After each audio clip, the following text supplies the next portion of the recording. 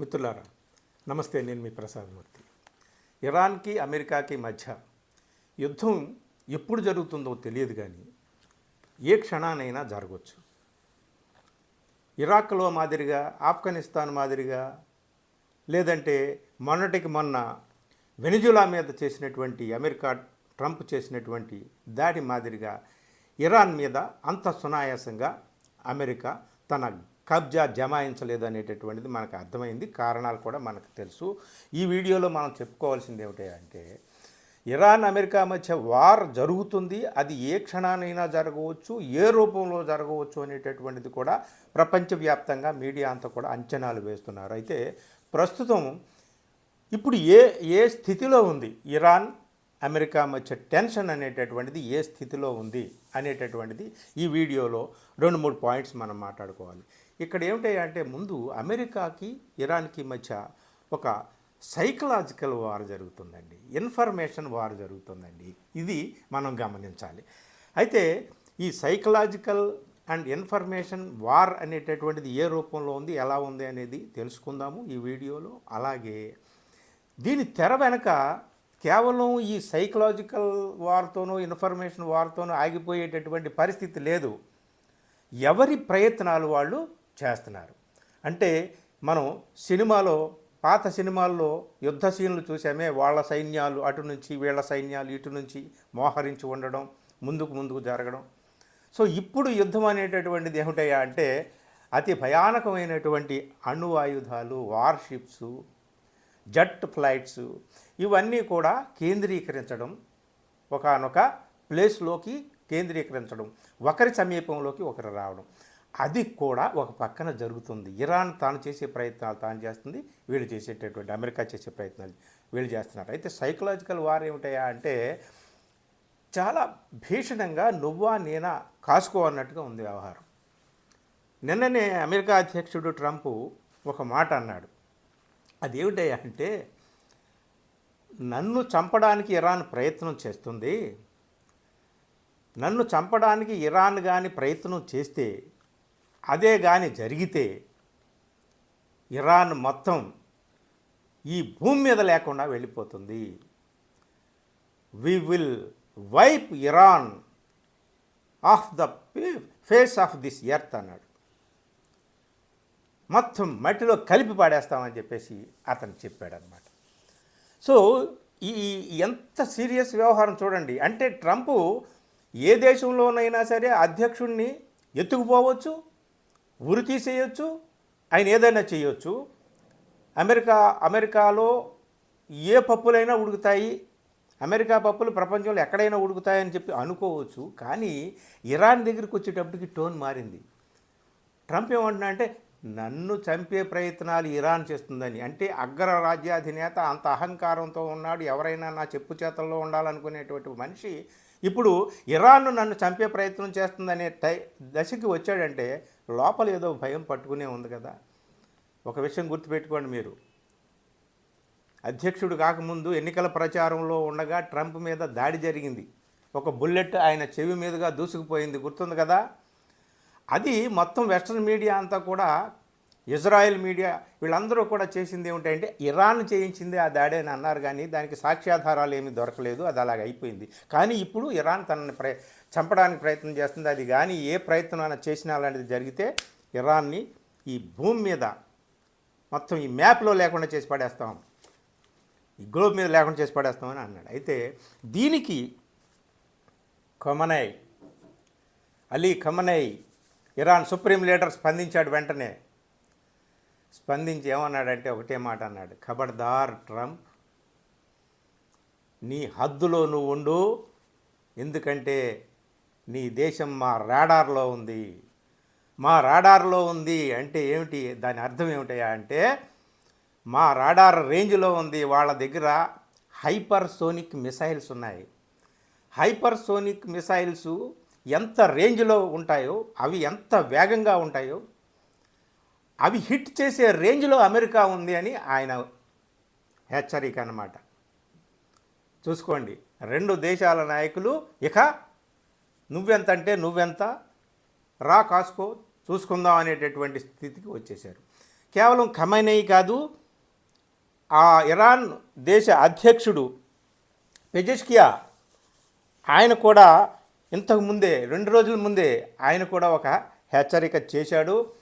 ఏమైనా ట్రంప్ తెగింపుకి దుస్సాహసానికి పూనుకొని మా ఇరాన్లో జోక్యం చేసుకుంటే అమెరికా పని చెప్తాం, అమెరికా నాశనం అవుతుంది జాగ్రత్త అని అన్నాడు. అలాగే ఇప్పుడు ట్రంప్ చేసినటువంటి ఈ హెచ్చరికకి ఇమీడియట్ రెస్పాన్స్గా అక్కడ ఇరాన్ ఆర్మీ, ఐఆర్జిసి అంటారు, army spokesperson general Abdul Fazl Shekarchi ఆయన ఒక స్టేట్మెంట్ ఇచ్చాడు ఎక్స్లో. ఆయన ఏమన్నాడు అంటే, ఖబర్దార్ ట్రంప్, మా ఖమేనీని టచ్ చేసిన మా సుప్రీం లీడర్, ఇరాన్ ఇస్లాం రిపబ్లిక్ సుప్రీం లీడర్, ఆయన చేతుల్లోనే అన్నీ ఉంటాయన్నమాట. నిన్న మొన్న మాట్లాడుకున్నాం కదా, అక్కడ మిలిటరీ అయినా, అక్కడ చట్టసభలైనా సరే, అక్కడ చట్టం చేయడం అయినా సరే, ఏదైనా సరే, అక్కడ న్యాయ వ్యవస్థ అయినా అన్నీ కూడా ఇరాన్ ఇస్లామిక్ సుప్రీం లీడర్ చేతిలో ఉంటాయి, ఖమేనీ చేతిలో ఉంటాయి. మా ఖమేనీ మీద చేయి పడితే ఆ చెయ్యి తీసేయడమే కాదు, మొత్తం ఈ భూమండలంలో సర్వనాశనం జరుగుతుంది, ఖబర్దార్ అని ఇతను అన్నాడు. ఎవరు? ఇరాన్ సైన్యానికి చెందినటువంటి స్పోక్స్ పర్సన్ అబ్దుల్ ఫజల్ అన్నాడనమాట. సో ఈ విధమైనటువంటి సైకలాజికల్ వార్ జరుగుతుందండి. అంటే ఒకరిని ఒకరు బెదిరించడం, ఒకరిని ఒకరు మా దగ్గర ఇంత తాహతు ఉంది, మా దగ్గర ఇంత శక్తి ఉంది, ఖబర్దార్ నీ హద్దులో నువ్వు ఉండి లేకపోతే వచ్చావా అని. ఇరాన్ అయితే ఇరాక్ లాగో, ఆఫ్ఘనిస్తాన్ లాగో, లేదా వెనిజులా లాగో లొంగిపోయేటటువంటి పరిస్థితి లేదు అని చెప్పేసి అర్థమవుతుంది. ఇంకోటి ఏమిటయ్యా అంటే, ఎందుకు భయపడుతున్నాడు ట్రంపు? ఏముంది, ఇతర దేశాల మీద దాడి చేసినట్టు ఈ దేశం మీద కూడా చేయొచ్చు కదా అంటే, ఇరాన్ దగ్గర అణుబాంబులు ఉన్నాయి, అణువాయుధ కేంద్రాలు ఉన్నాయి. ఇంకొక హెచ్చరిక కూడా వాళ్ళు పరోక్షంగా రిలీజ్ చేస్తున్నారు ఇరాన్ వాళ్ళు. మా దగ్గర 24 గంటల్లో అణుబాంబు తయారు చేసేటటువంటి టెక్నాలజీ ఉంది, 24 గంటలు, వితిన్ 24 అవర్స్. ఆ టెక్నాలజీ ఇంతే కాదు, ఆ టెక్నాలజీ ఉండడమే కాదు, అది నిజం. ప్రపంచ దేశాలు నిర్ధారించాయి ఇరాన్ దగ్గర ఆ శక్తి ఉందని. వెనక రష్యా ఉంది, ఆ వెనక చైనా ఉంది. వాళ్ళకి కావలసినటువంటి అత్యాధునికమైనటువంటి సాంకేతికమైన సామగ్రిని సరఫరా చేసేటటువంటి వాళ్ళు వెనక ఉన్నారు. సో అందుకని ట్రంప్ ఆగుతున్నాడు, ఊరికనే కాదు, కేవలం హెచ్చరికలు చేసి అక్కడ ఊరుకుందామంటే కాదు.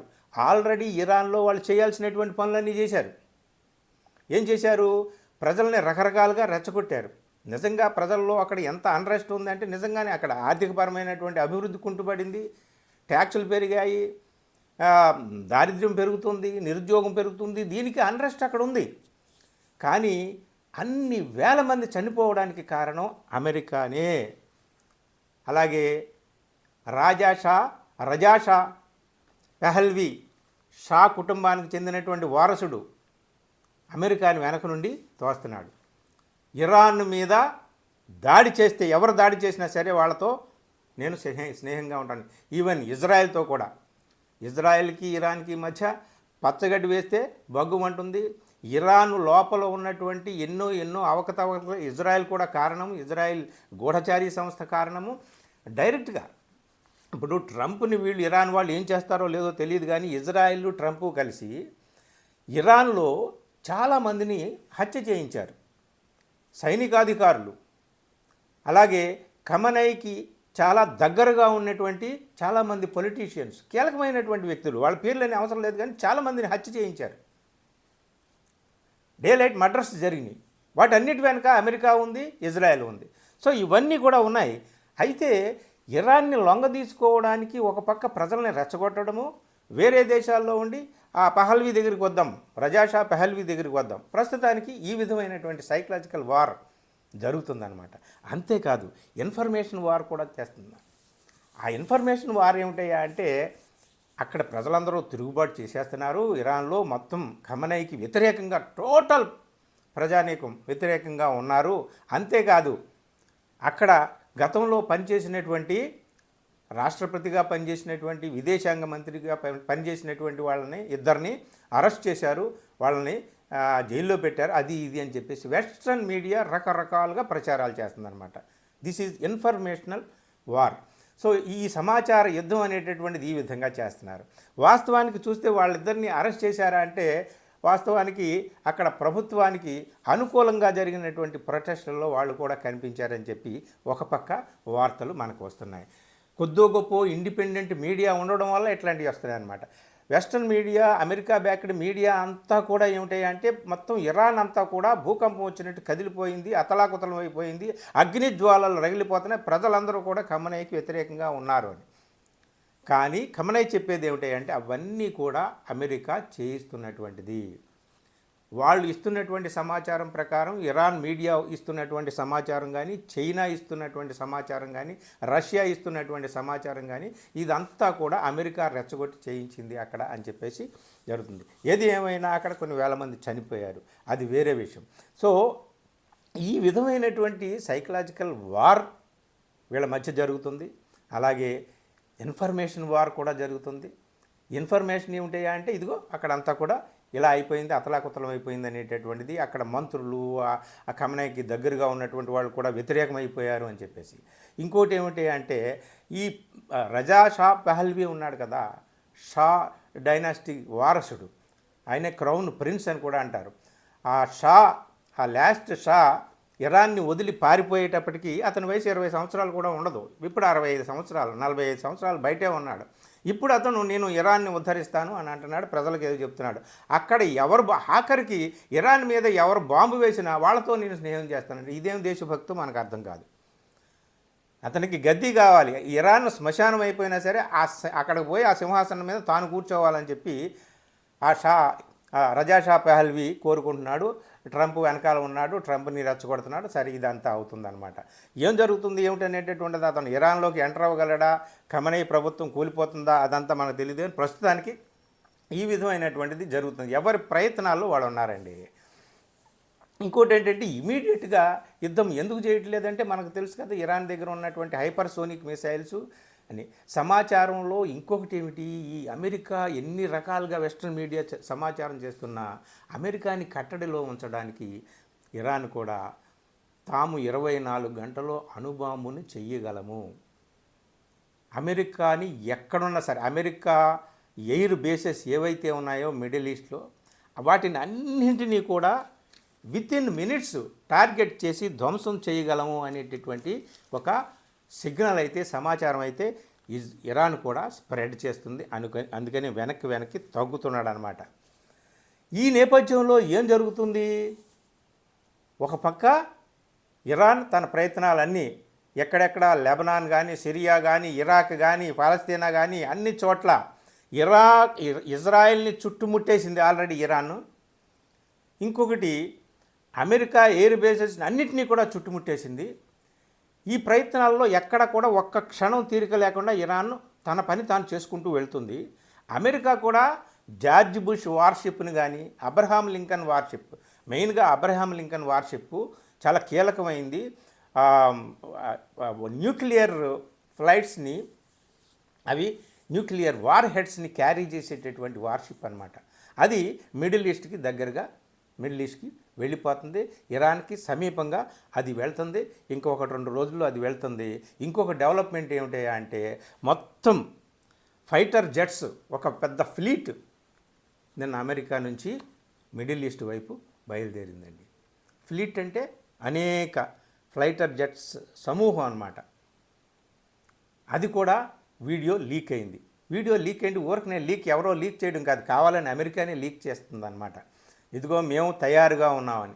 సో అమెరికా ఒక పక్క తను పంపాల్సినటువంటి వార్షిప్స్ పంపించేసింది, మిడిల్ ఈస్ట్ నుంచి ఇరాన్కి దగ్గరగా కేంద్రీకరించింది. నిన్న ఫైటర్ జెట్స్, యుద్ధ విమానాల ఫ్లీట్ కూడా ఇరాన్ వైపు, మిడిల్ ఈస్ట్ వైపు పంపించింది. వీళ్ళ ప్రయత్నాలు ఇలాగున్నాయి. అటు ఇరాన్ తన ప్రయత్నాలు తాను ఇజ్రాయెల్ని చుట్టుముట్టింది. అమెరికాకు సంబంధించిన ఎయిర్ బేసెస్ మిడిల్ ఈస్ట్లో ఎక్కడున్నాయి అన్నింటినీ చుట్టుముట్టింది. మేము హైపర్సోనిక్ మిసైల్స్తో అణుబాంబును కూడా తయారు చేస్తున్నామని చెప్పి ఆ దేశం కూడా ఇన్ఫర్మేషన్ లీక్ చేసింది. ఇది అంటే ఒకళ్ళకి ఒకళ్ళు నువ్వెంత అనుకోవడం అనేటటువంటి సైకలాజికల్ వార్ఫేర్ జరుపుతూ ఉండగానే ఇంకో పక్క అసలు సిసలు యుద్ధానికి సిద్ధమవుతున్నారు. ఇలా దగ్గరికి వస్తున్నాయి. మరోపక్క ట్రంప్ అతి సాహసం అందామా దుస్సాహసం అందామా పిచ్చి పట్టి చేస్తున్నాడా, గ్రీన్లాండ్ మీద ఆయన కబ్జా జమాయించడానికి ప్రయత్నాలు చేయడము, అటు యూకేతో సహా మొత్తం యూరోపియన్ కంట్రీస్ అన్నీ కూడా ట్రంప్కి వ్యతిరేకంగా అక్కడ మారడం. ఇంకో పక్క రష్యా డైరెక్ట్ వార్నింగ్ ఇచ్చింది, జాగ్రత్త ఇరాన్ జోలికి వెళ్ళావంటే మేము డైరెక్ట్గా ఇన్వాల్వ్ అయ్యేటటువంటి అవకాశం ఉందని రష్యా కూడా వార్నింగ్ ఇచ్చింది. మిత్రులారా, ఇది అసలు యుద్ధానికి ఇంకా ఎంత సమయం ఉంది? వారాల సమయం ఉందా, రోజుల సమయం ఉందా, గంటల సమయం ఉందా, కొన్ని నిమిషాల సమయం ఉందా తెలియదు. ఎవరి ప్రయత్నాల్లో వాళ్ళు ఉన్నారు. పూర్తిగా రంగం సిద్ధమైంది. కాకపోతే ఒకళ్ళని ఒకళ్ళు బెదిరించుకునేటటువంటి పని మాత్రం జరుగుతోంది. ఏ పరిణామం ఎప్పుడు ఏ విధంగా సంభవిస్తుందో తెలీదు. మనం మాత్రం యుద్ధం వద్దు, శాంతి వద్దు అని మాత్రమే కోరుకుందాము. కానీ ట్రంప్ని నచ్చజెప్పే వాళ్ళు ఎవరు? ఈవెన్ యూరోపియన్ కంట్రీస్ అన్నీ ఎదురు తిరిగినా, రష్యా లాంటివి ఎదురు తిరిగినా ఎవరు ఏం చెప్పినా వినడం లేదు. మరి ఎలా ఉంటుందో ఏమిటో చూద్దాము.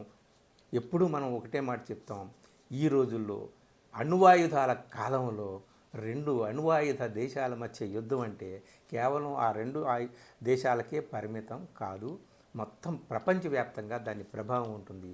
సర్వనాశనం 2 దేశాల్లో జరగవచ్చు, కానీ అనేక రూపాల్లో నాశనం అనేది గ్లోబ్ మీద అన్ని దేశాల మీద ఆ ప్రభావం పడుతుంది. అందుకని ఈ యుద్ధం వద్దు, ట్రంప్ని కట్టడి చేస్తారు అందరూ కలిసి ఏదో రకంగా అని ఆశిద్దాం. ఎవరు ఏం చెప్పినా వినడండి. ఇరాన్ దగ్గర అంత శక్తివంతమైనటువంటి హైపర్సోనిక్ మిసైల్స్ అణువాయుధాలు ఉన్నాయి కాబట్టి ఆగుతున్నాడు. ఎందుకంటే చూడండి, దక్షిణ కొరియాని కాలనీగా మార్చుకున్నటువంటి అమెరికా ఉత్తర కొరియా ఇంత బుడ్డ దేశం, దాన్ని ఏం చేయలేకపోతుంది. ఎందుకు చేయలేకపోతుందయ్యా అంటే ఉత్తర కొరియా దగ్గర అణుబాంబులు ఉన్నాయి, అణువాయుధాలు ఉన్నాయి, అందుకనే ఆగుతున్నాడు. ఇరాన్ అందుకనే అమెరికాని మీసం మెలేసి మరీ హెచ్చరిక చేస్తుంది. చూద్దాం 2 దేశాల టెన్షన్ ఏ దారికి తీస్తుందో. Thank you.